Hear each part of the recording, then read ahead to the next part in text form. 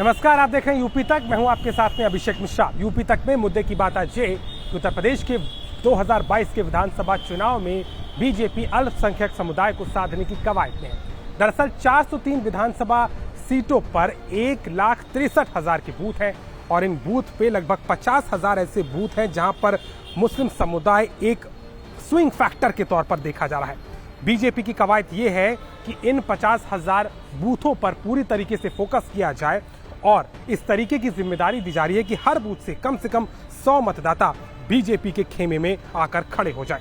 इसके लिए साथ ही साथ लगातार कोशिश ये भी है कि सरकार की तरफ से जो भी योजनाएं रही उसमें लगभग 30% अल्पसंख्यक समुदाय को उसका लाभ मिला है। चाहे अन्न वितरण की योजना हो, उज्ज्वला योजना हो, खाद्यान्न वितरण के साथ साथ तमाम योजनाओं में अल्पसंख्यक समुदाय को तवज्जो मिली है। इन सब बातों को कहीं ना कहीं जनता तक पहुंचाने का काम करने की जिम्मेदारी बीजेपी के काडर की तरफ से दी गई। इसके साथ ही साथ महत्वपूर्ण तरीके से हर बूथ के अध्यक्ष और अल्पसंख्यक मोर्चा के वरिष्ठ पदाधिकारियों को ये जिम्मेदारी दी गई है कि इन 50,000 बूथों पर पूरी तरीके से फोकस किया जाए ताकि अल्पसंख्यक मतदाता सरकार के कामों को समझते हुए बीजेपी के खेमे में आए। इसके लिए 100 कम से कम ऐसे लोगों को जोड़ने की बात कही जा रही है।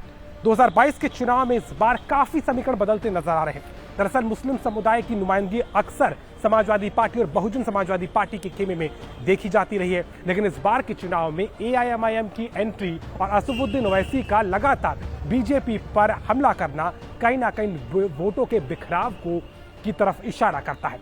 ऐसे में बीजेपी को लगता है कि अगर इन बूथों पर अगर कम प्रतिशत और एक छोटे तौर पर भी अगर ये मतदाता पार्टी के साथ जुड़ेंगे तो वो कई सीटों पर काफी महत्वपूर्ण साबित हो सकते हैं।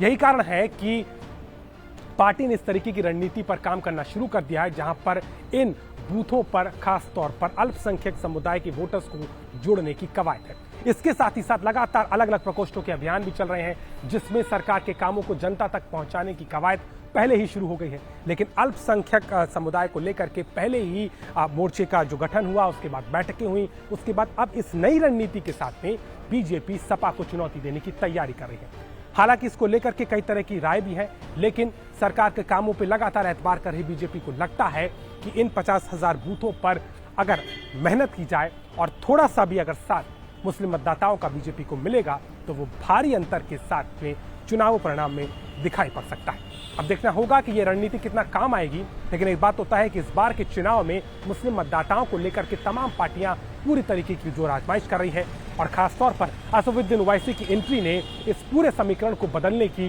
कहीं ना कहीं शुरुआत कर दी है। ओवैसी भी जल्द ही पश्चिमी उत्तर प्रदेश में पहुंचने वाले और वहां की ऐसी बाहुल्य विधानसभा सीटों में भी एक बार फिर से अपने चुनावी अभियान को आगे बढ़ाएंगे। अब देखना होगा कि ये रणनीति कितना काम आएगी, लेकिन ये तो तय है कि मुस्लिम मतदाताओं को लेकर के इस बार के चुनाव में खींचतान नजर आने वाली है। तो मुद्दे की बात में आज के लिए बस इतना ही। देश और दुनिया की ताजा तरीन खबरों के लिए आप देखते रहिए यूपी तक और विधानसभा चुनाव से जुड़ी हर एक विशेष कवरेज को आप देख सकते हैं हमारी खास पेशकश यूपी किसका में। आज के लिए बस इतना ही। नमस्कार।